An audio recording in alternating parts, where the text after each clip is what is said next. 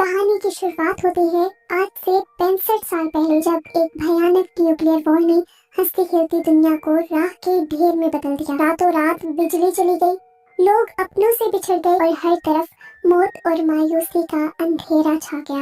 लेकिन कहते हैं ना, जहाँ सबसे गहरा अंधेरा होता है वही उम्मीद की एक किरण भी होती है। अमेज़न के घने जंगलों में लायन स्मिथ नाम के एक बॉटनिस्ट ने कुदरत का एक ऐसा ही करिश्मा ढूंढ निकाला जिसने डूबती हुई इंसानियत को बचा लिया। उसने ढूंढा जेनेसिस ट्री। ये कोई आम दरख्त नहीं था, ये एक चमत्कार था जो जहरीली रेडिएशंस को पीकर उसे प्योर एनर्जी में बदल देता था। इस दरख्त के नीले चमकते फूलों ने दुनिया को फिर से रोशन तो कर दिया, लेकिन इससे इंसानों की किस्मत और जिंदगी हमेशा के लिए बदल गई। जंग के असरात इतने गहरे थे कि आने वाले 90% बच्चे जेनेटिक बीमारियों के साथ पैदा होने लगे। अब इन बेचारे बच्चों की जिंदगियां बचाने के लिए और उन्हें नॉर्मल पैदा करने के लिए साइंटिस्ट ने जेनेसिस फ्लावर के डीएनए को इंसानों के डीएनए के साथ जोड़ दिया और फिर उसे इंजेक्ट किया माओ के अंदर, उन औरतों के अंदर जिन्होंने बच्चे पैदा करने थे, जिसके रिजल्ट में मॉडिफाई हुए ऐसे परफेक्ट बच्चे पैदा हुए जिनके अंदर सुनने की, देखने की, यहाँ तक कि हर काम करने की पावर 10 गुना ज्यादा थी एक आम इंसान से। और इन बच्चों को नाम दिया गया जेनेटिक्स का। दुनिया में जेनेटिक्स को ऐसे ट्रीट किया जाने लगा जैसे वो कोई राजा महाराजा हो। 90% बच्चे तो अब जेनेटिक्स ही पैदा होते थे, लेकिन अब वो 10% लोग जिनका डीएनए जेनेसिस फ्लावर के डीएनए को एक्सेप्ट नहीं करता था, वो नॉर्मल इंसानों की तरह पैदा होते थे, हमारी और आपकी तरह। अब इनमें से कुछ लोग ऐसे भी थे जो जेनेटिकल डिसऑर्डर का भी शिकार हो गए, जैसे उन्हें पैदाइशी बीमारियां थी, कोई चल नहीं सकता था, कोई देख नहीं सकता था, किसी का दिल खराब था। ऐसे लोगों को स्पेशल्स का नाम दिया गया और इस नई दुनिया के अंदर स्पेशल्स को बिल्कुल कचरा समझा जाता था और लोग बहुत ज्यादा बुली करते थे।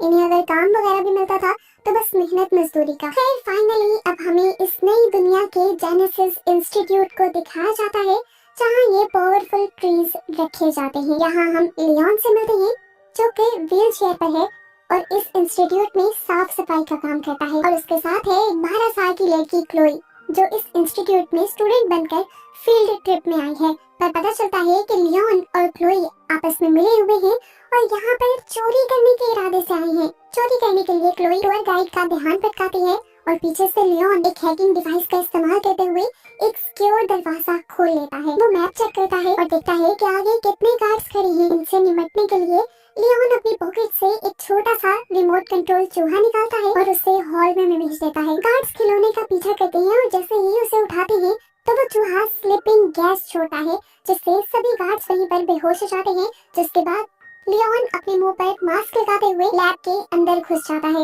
यहाँ आने से पहले उसने लैब के वेंटिलेशन सिस्टम के अंदर भी एक गैस छोड़कर सभी साइंटिस्ट को बेहोश कर दिया था। लैब के अंदर लियोन अपनी माँ की दी हुई एक पुरानी घड़ी को देखता है जिससे उसे हिम्मत मिलती है। जिसके बाद वो एक लेजर कटर का यूज कर जेनेसिस ट्री के ग्लास को काटने लगता है और उसके बाद वो जेनेसिस ट्री के नीले फूल को तोड़ता है। फूल को तोड़ते ही इस ट्री का डिफेंस सिस्टम ऑन हो गया था और उसने बहुत सारे कांटे छोड़े थे, जिससे किसी तरह लियोन बच गया। असल में ये ट्री बॉम्ब्स की खतरनाक रेडिएशन की वजह से ही मॉडिफाई हुआ था, जो इंसानों को नुकसान पहुंचा रही थी, इसीलिए तो ये इतना ज्यादा मॉडिफाइड था। खैर फूल के टूटते ही यहाँ पर सिक्योरिटी अलार्म्स भी बजने लग जाते हैं। फैकल्टी को लॉक डाउन करने के लिए काउंटडाउन भी शुरू हो जाता है, लेकिन लियोन भीड़ में छुपकर बाहर निकल आता है और आते ही जानबूझकर क्लोई से टकराता है ताकि क्लोई उसके पास मौजूद कंटेनर जिसके अंदर वो फूल है उसे एक टेडी बेयर में छुपा ले। चेकिंग करते हुए बहुत ही होशियारी से क्लोई टेडी बेयर को गार्ड को ही पकड़ा देती है और अपनी चेकिंग करवा लेती है और फिर वो इस फैसिलिटी से बाहर निकल आती है बिना किसी को भी शक दिलाए कि वो चोरी कर चुके हैं। जिसके बाद ये लोग अपने शहर वापस आ जाते हैं। यहाँ कर ये लोग देखते हैं कि जगह जगह एक पॉलिटिशियन की स्पीच ब्रॉडकास्ट की जा रही थी। सेनेटर फ्रैंक अब यहाँ पर प्रोपोजिशन 42 नाम का एक नया कानून लाना चाह रहा था। वो चाहता था कि जेनेटिक्स और स्पेशल लोगों को बराबर समझा जाए, इसलिए वो एक ऐसा एंटीडोट, एक ऐसा सीरम तैयार करवा रहा था जिसकी मदद से अडल्ट्स और स्पेशल्स को भी जेनेटिक एनहेंसमेंट मिल सके और वो अपनी बीमारियों और कमजोरियों से क्योर हो जाए। सीन कट होता है और हमें एक फेमस पॉप स्टार मीरा को दिखाया जाता है जो अनाउंसमेंट करती है कि वो गरीब स्पेशल डिस्ट्रिक्ट में जाकर एक कॉन्सर्ट करेगी ताकि वहाँ के भी सब लोग मिलजुल कर रह सके। लियोन जब कॉन्सेप्ट के बारे में सुनता है तो उसे यकीन नहीं आता, क्योंकि उसे लगता है कि अमीर और जेनेटिक्स सिर्फ झूठ ही बोलते हैं। ये लोग अब अपने घर आ जाते हैं, जो एक बेसमेंट वर्कशॉप है जहाँ प्लांट्स और गैजेट भरे हुए हैं। क्लोई एक बहुत ही अच्छी बॉटनिस्ट है जो केमिकल्स के जरिए भी एसिडिक फ्रूट्स और अजीबोगरीब किस्म की वाइन्स यानी बेलें उगाती है। और लियोन एक इन्वेंटर है, एक साइंटिस्ट है जो डिसेबल स्पेशल्स के लिए नकली हाथ पैर बनाता है, जिनको प्रोस्थेटिक्स भी बोलते हैं। वो चुराए हुए जेनेसिस एक्सट्रैक्ट का इस्तेमाल करता है अपने गैजेट्स बनाने के लिए, ताकि उसके जरिए स्पेशल्स सरवाइव कर पाएं। आधी रात में इन्हें एक घबराए हुए आदमी की कॉल आती है।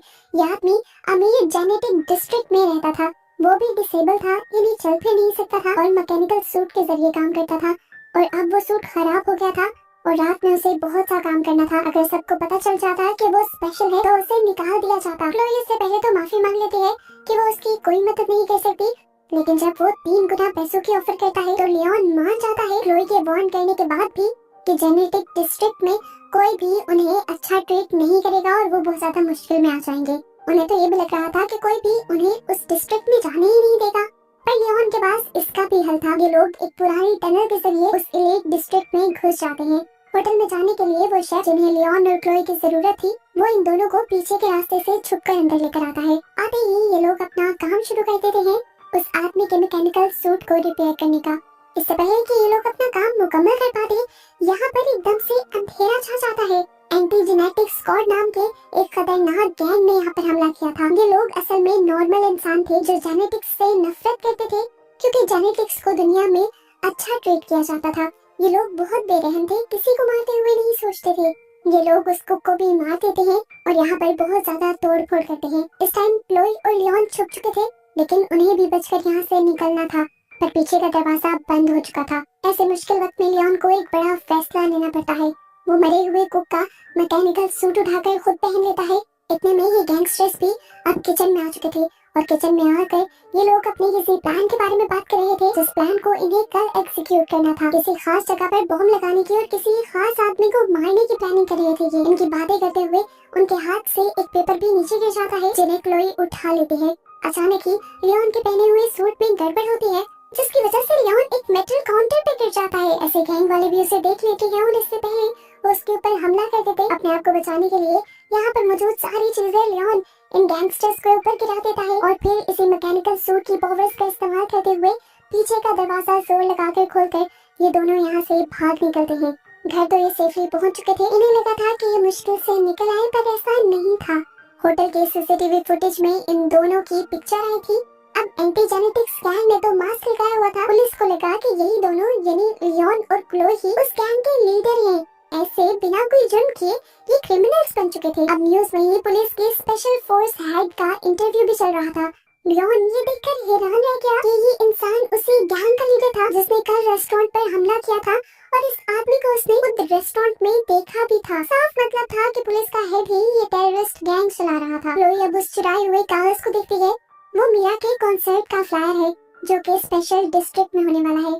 ये देखकर ये दोनों समझ जाते हैं कि गैंग जरूर कॉन्सर्ट पर हमला करेंगे और इल्जाम स्पेशल्स पर लगा देंगे, ताकि प्रोपोजिशन 42 फेल हो जाए और स्पेशल्स को कभी भी इस दुनिया में जेनेटिक्स वाली इज्जत और मकाम दिया ही ना जाए।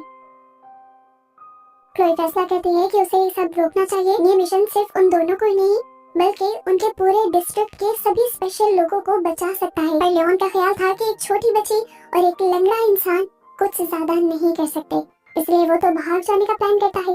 उसके इस फैसले से क्लोई उससे नाराज होकर चली जाती है और वो जब यहाँ से जाने की पैकिंग कर रहा होता है, तभी वो अपनी मॉम की दी हुई वॉच देखता है जिस पर लिखा हुआ था कि सब लोग इक्वल हैं। उसे याद आया कि उसकी मॉम का इलाज भी इसलिए नहीं किया गया था क्योंकि वो एक स्पेशल थी। उसे एहसास होता है कि अपने साथ होने वाली इन ज्यादतियों के बाद वो इस तरह पीछे नहीं हट सकता, इसलिए वो घर वापस आकर काम करना शुरू कर देता है। और जैसे ही क्लोई घर वापस आती है तो ये देखकर खुश हो जाती है कि लियोन उससे पहले ही शेफ वाले मैकेनिकल सूट को मॉडिफाई कर रहा था। लियोन ने सूट के अंदर बहुत से वेपन्स लगा दिए थे, जबकि क्लोई अपनी बॉटनी स्किल्स का इस्तेमाल करते हुए इसमें बहुत सी बायो वायर्स लगाती है। इन वायर्स के ऊपर एसिडिक फ्रूट उगते हैं जिनसे निकलने वाली गैस दूसरों को बेहोश भी कर देती है और दूसरों को जलाने के भी काम आती है। अगले दिन अब ये लोग मिशन के लिए तैयार थे। वो गैंग भी कॉन्सर्ट के फौरन बाद मीरा को किडनैप करने के लिए पहुंच जाता है और यहाँ पर अफरा तफरी मच जाती है। भीड़ में तो लियोन और क्लोई कहीं नजर नहीं आते, लेकिन कॉरिडोर से जहाँ से गैंग वाले मीरा को लेकर जा रहे थे वहीं पर एकदम से लियोन अपने मैकेनिकल सूट में जंप करता है। पहले पहले तो वो लड़खड़ाया, लेकिन फिर उसने अपने आप को बैलेंस कर लिया। गैंगस्टर्स ने जैसे ही उसे देखा तो उसने अपने सूट से एक बटन ऑन किया और उसके पूरे सूट पर पौधे उगाए, और ये था क्लोई की वजह से। ये देखकर गैंग वाले उस पर हंसने लगे, लेकिन फिर लियोन ने दिखाई अपनी सूट की असली ताकत। उसने इन्हीं वाइन्स का इस्तेमाल करते हुए गैंगस्टर्स को झटके लगाए। वाइन्स पर लगने वाले फ्रूट्स की मदद से गैस छोड़ कर उन लोगों को अंधा कर दिया, और इससे पहले कि वो मीरा को लेकर भाग जाता, यहाँ पर बाकी गैंगस्टर्स आ गए। अब वो इतने ज्यादा थे कि लियोन उनसे लड़ नहीं पाता, और ये लोग लियोन को नीचे गिरा देते हैं और इतना मारते हैं कि उसका सूट भी खराब हो जाता है। सूट के टूटने के बाद अब लियोन भी मर ही जाता है। ठीक वक्त पर क्लोई एक चोरी की गाड़ी लिए यहाँ आ जाती है और सभी गैंग के लोगों को टक्कर देते हुए लियोन और मीरा को गाड़ी में बिठाते हुए यहाँ से तेजी से निकल जाती है।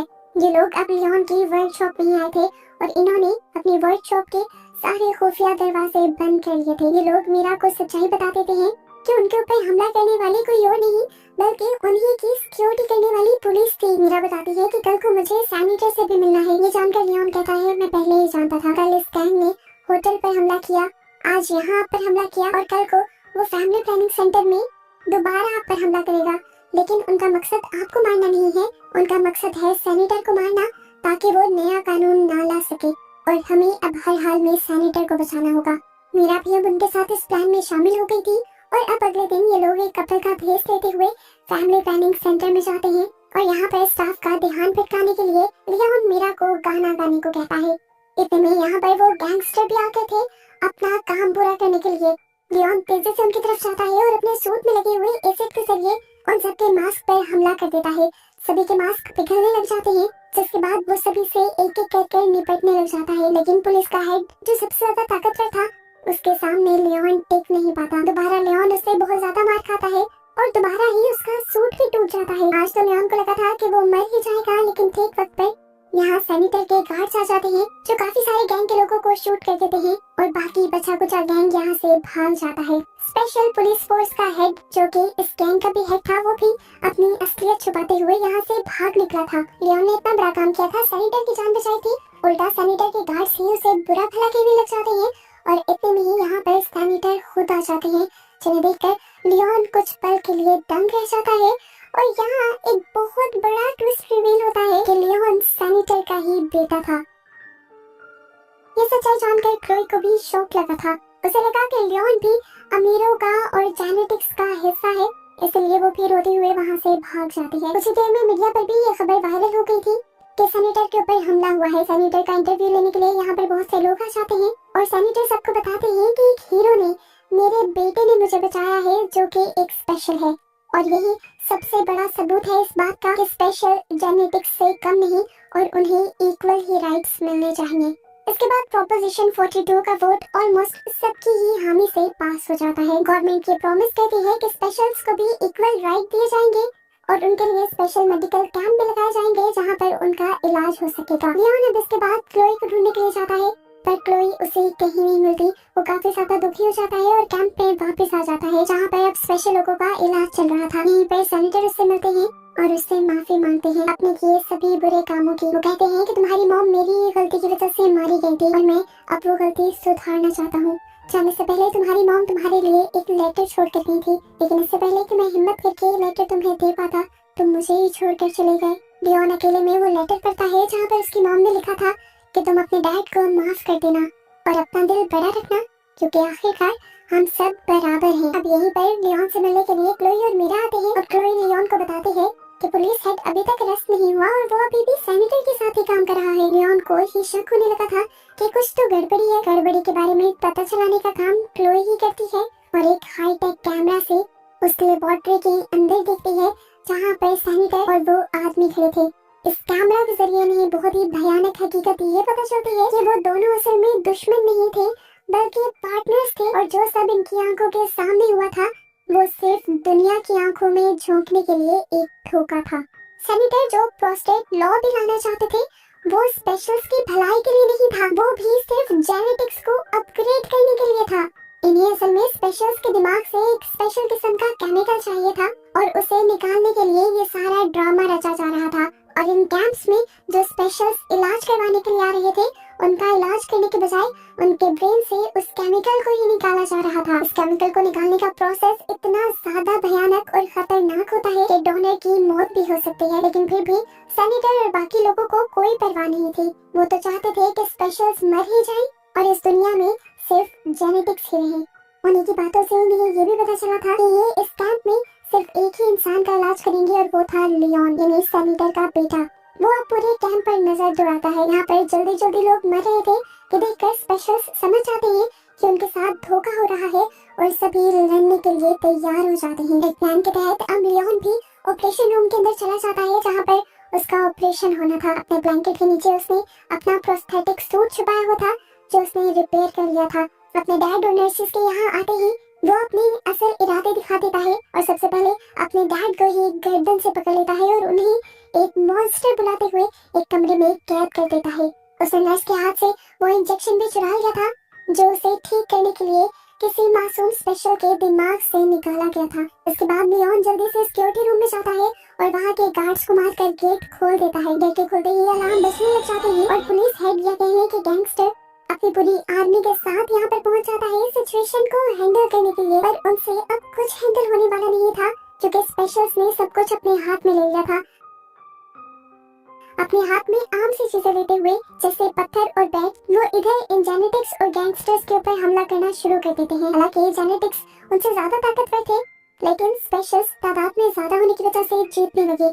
ये जंग इस टाइम बहुत ही भयानक हो गई थी। जंग के दौरान क्लोई और मीरा किसी दूसरे मिशन पर लगे हुए थे। सेनेटर और पुलिस के खिलाफ सारे सबूत वो हायर अथॉरिटीज में पहुंचाना चाह रहे थे, लेकिन इस सब में पूरे 5 मिनट लग जाते और इससे पहले आकर कोई भी उनसे ये सबूत छीन सकता था। एक आदमी तो आकर मीरा का गला भी दबाने लग जाता है। मीरा मरने ही वाली होती है लेकिन तभी एक स्पेशल आकर पीछे से जेनेटिक्स को मारकर मीरा को बचा लेता है। फाइनली वो सबूत भी पूरी तरह हायर अथॉरिटीज के पास पहुंच जाते हैं और इनका ये मिशन कामयाब हो जाता है सेनेटर और पुलिस हेड की सच्चाई सब तक पहुंचाने का। दूसरी तरफ हम देखते हैं कि उस गैंगस्टर और लियोन के दरमियान में भयानक लड़ाई चल रही थी। वो गैंगस्टर जेनेटिक्स होने की वजह से बहुत ज्यादा ताकतवर भी था और तेज भी था। वो लियोन के इस सूट को टुकड़ों टुकड़ों में तोड़ देता है। इसके बाद वो लियोन को घसीटते हुए लैब के अंदर ले जाता है और उसे उठाकर जोर से कंट्रोल पैनल पर पटक देता है जिसके पीछे जेनेसिस ट्री था। लियोन जानता था कि ये जेनेसिस ट्री किस तरह काम करता है। वो जल्दी से जेनेसिस ट्री का एक फूल तोड़ देता है जिसकी वजह से इस ट्री का डिफेंस सिस्टम ऑन हो जाता है और उसके अंदर से बहुत से तेज धार कांटे निकलते हैं। लियोन तो नीचे गिरकर अपने आप को बचा लेता है लेकिन वो सारे कांटे अब उस गैंगस्टर के अंदर स्टैब हो चुके थे और वो मर चुका था। कुछ देर बाद दिखाया जाता है कि असली पुलिस यहाँ पर पहुँच जाती है और सभी गैंगस्टर्स के साथ साथ सेनेटर को भी अरेस्ट करके यहाँ से ले जाती है। इस पूरी फैसिलिटी को भी इन्होंने अपने कब्जे में ले लिया था और फाइनली सारी बुराई यहाँ से अब खत्म हो गई थी। जैसे ही सबको सेनेटर की सच्चाई पता चल गई थी वैसे ही प्रोपोजिशन 42 को भी रद्द कर दिया गया था। शहरों के दरमियान बने सभी बॉर्डर्स भी खोल दिए गए थे और इस दुनिया में इक्वालिटी आ गई थी। अब जेनेटिक्स और स्पेशल्स एक दूसरे के शहरों में आ जा भी सकते थे और एक दूसरे के साथ नॉर्मल इंसानों की तरह रह भी सकते थे। सभी बहुत ज्यादा खुश होते हैं और सबसे ज्यादा खुश थे लियोन, क्लोई और मीरा। पता चलता है कि उस सारी लड़ाई के अंदर मीरा के गले पे बुरी तरह चोट लग गई थी। वो अब गा नहीं सकती थी लेकिन फिर भी वो इस चीज के लिए खुश थी कि वो अपनी आगे वाली सारी लाइफ लियोन के साथ गुजारने वाली है। क्लोई भी उन सब के साथ सेफ थी और यहाँ पर मूवी की हैप्पी एंडिंग ही होने वाली थी। पर मूवी के पोस्ट क्रेडिट सीन में एक बहुत ही बड़ा राज दिखाया जाता है। हम देखते हैं कि एक डिफॉर्म हुए चेहरे के साथ कोई छुपकर लियोन पर नजर रख रहा था। उसका पूरा चेहरा देखने पर हमें पता चला कि ये सेनेटर ही है, लियोन के डैड, जो या तो पकड़े नहीं गए या फिर जेल से भाग चुके हैं और अब अपना बदला लेने के लिए मौके का इंतजार कर रहे हैं। वो आगे अब क्या करेंगे, इस मिस्ट्री के साथ ये मूवी यहाँ खत्म हो जाती है।